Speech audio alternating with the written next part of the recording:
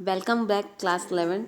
In previous video we had discussed with the address clause of the memorandum of association. In that we had completed the name clause and the address clause. Guys, in today's video we are going to discuss about the object clause of the memorandum of association.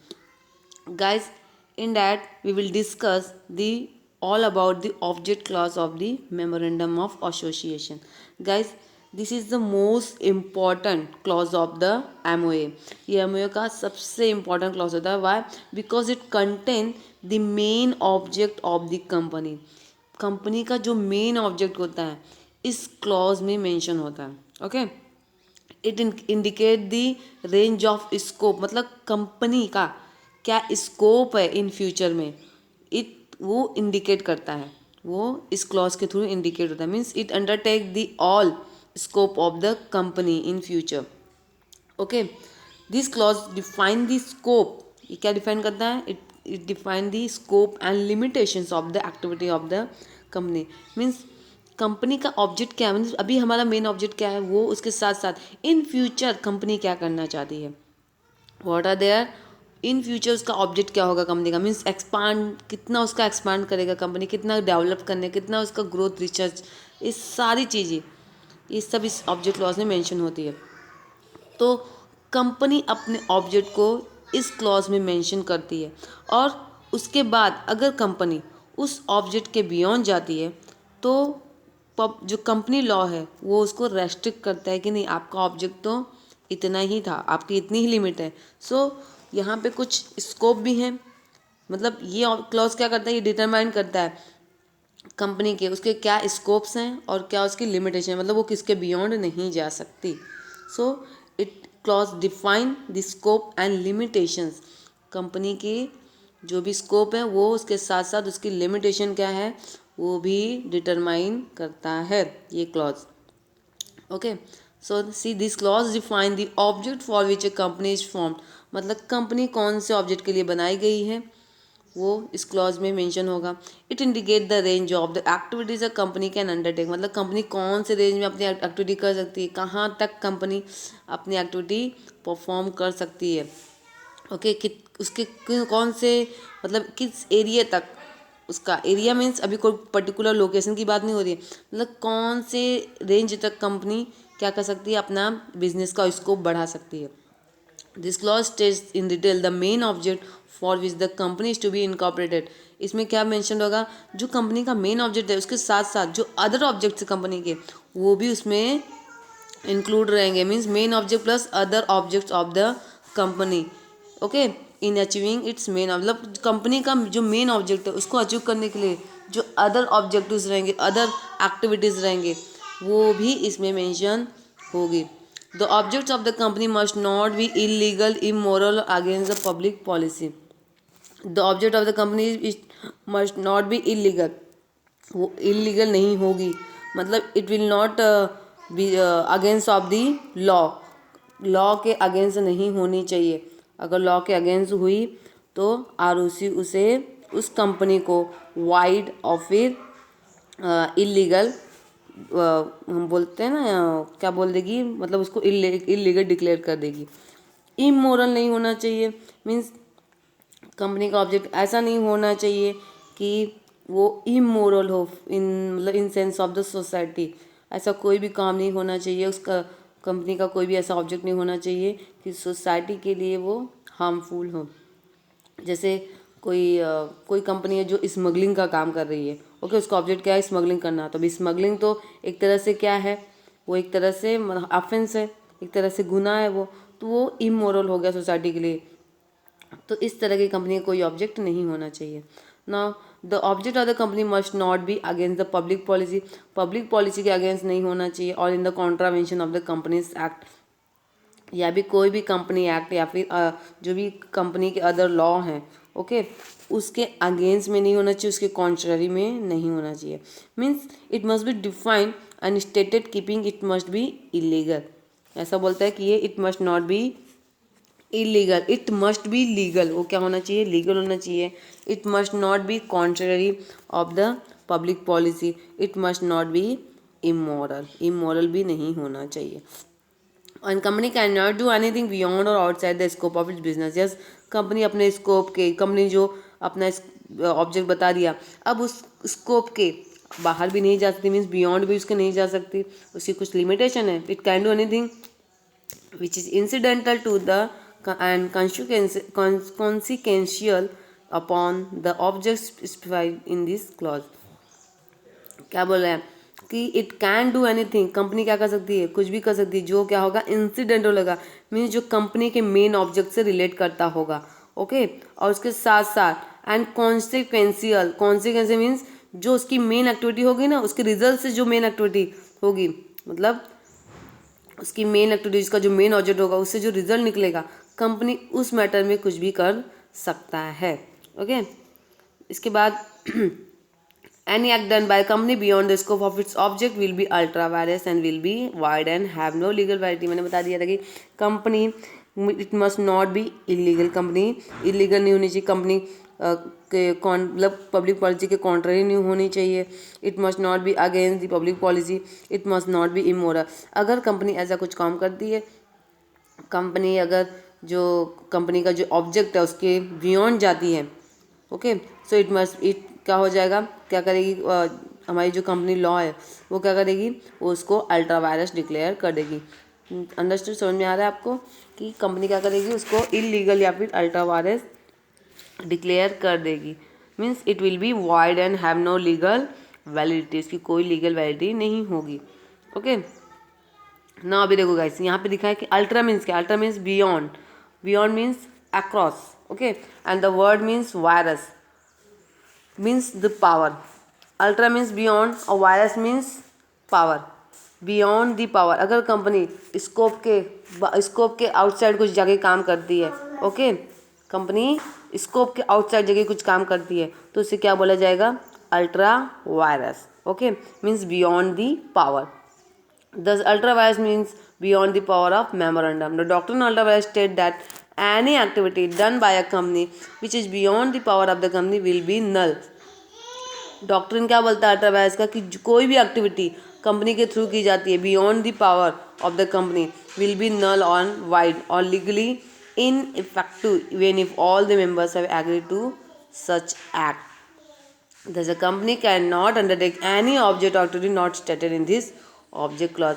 अगर company ऐसा कोई भी object और कोई भी activity perform करती है जो ऑब्जेक्ट क्लॉज में है, तो उसे मेंशन नहीं किया जाएगा और कंपनी ऐसा नहीं कर सकती। Okay, now we can see here the effects of ultra vires transition given the act which ultra vires are considered null and void।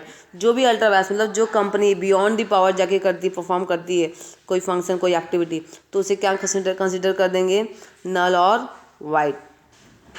Second thing, members of a company can get an injunction from the court to stop the company from doing any act which is ultra vires. क्या कोई company का कोई भी members, company का कोई भी members company के against में जाके कंप्लेन कर सकता है कोर्ट में कि कंपनी क्या कर रही है, अल्ट्रा वायरस फंक्शन परफॉर्म कर रही है, मतलब कंपनी बियॉन्ड द पावर और जाके एक्टिविटी परफॉर्म कर रही है। उसके रिलेशन में कोई भी मेंबर्स कंपनी का जाके कंप्लेन कर सकता है। Okay, injunction means order from court to stop the act, मतलब कोई भी मेंबर का कंपनी का कोई भी मेंबर जाके कोर्ट से ऑर्डर ले सकता है और कंपनी को स्टॉप करवाने के लिए कंपनी को जो अल्ट्रा वायरस एक्टिविटी है, मतलब जो कंपनी जो beyond the scope beyond the power जाके जो वर्क परफॉर्म कर रही है उसको रुकवा सकती है। और उसके लिए कौन पर्सनली लायबल होगा, उस अल्ट्रा वायरस एक्ट के लिए कंपनी का डायरेक्टर लायबल होगा। Now guys, we can say there is an alteration of the object clause। The company may change its object clause as and when it feels it is necessary to do so for its survival or growth। Company क्या करती है, company अपने object clause को change करती है according to the needs of the company. Company को अगर ऐसा नेसेसरी लगता है कि नो, अब कंपनी को उसका ऑब्जेक्ट क्लॉज चेंज करना चाहिए बिकॉज उसका स्कोप है वो और बढ़ रहा है, कंपनी का ग्रोथ हो रहा है, कंपनी ज़्यादा ग्रोथ कर रही है, ओके, उसका R&D उसमें उसके R&D में इम्प्रूवमेंट हो रहे हैं, तो ऐसी कंडीशन में कंपनी क्या करती है, अपने ऑब्जेक्ट क्लॉज को ऑल्टर करती है, चेंज करती है। ओके, तो इसके लिए कंपनी को क्या करना पड़ेगा, for that company have to pass a special resolution in a general meeting. Company को अपने क्लॉज को, ऑब्जेक्ट क्लॉज को ऑल्टर करवाने के लिए company have to pass a special resolution in a general meeting and thereafter company can alter और change its object clause as per their requirement for their survival and growth. Okay, now guys, the fourth point is the liability clause. Yes, ये liability clause हमने पढ़ा था, liability हमने पढ़ा था guys जब हम types of company पढ़ रहे थे, on the basis of shares liability, on the basis of liability of the guarantee, on the basis of, इसे हमने पढ़ा था, ठीक है। So this clause state that the extent of liability of the members of the company, ये clause क्या mention करता है, इट डिक्लेयर और define the liability of the member of the company, means company के मेंबर्स की liability define करता है ये clause. Okay, in case of company limited by shares, this clause state that the liability of the member is limited to the extent of the amount unpaid on the face value of shares held by member. मतलब अगर company जो limited by shares, जो company limited by shares हैं, उनकी liability, जो उनके members की liability होगी, that is limited up to their unpaid amount of their share capital, means they have only that much liability, उनकी लायबिलिटी कितनी है, that much liability they have only the unpaid amount of their share capital, उन्होंने जो share capital के amount नहीं भरे हैं, which is not paid, सिर्फ उतनी ही उनकी लायबिलिटी क्या है, अदरवाइज इनको कोई भी अदर लायबिलिटीज़ नहीं है। मीन्स इफ़ जब कंपनी वाइंड अप होने लगेगी तो उनकी जो रिमेनिंग कॉल मनी है, जो रिमेनिंग अनपेड अमाउंट है, जो उन्होंने नहीं भरी है, जो उन्होंने पेड नहीं की है, उन्हें सिर्फ वही अमाउंट पे करने की ज़रूरत होगी। Okay, that much they have the liability.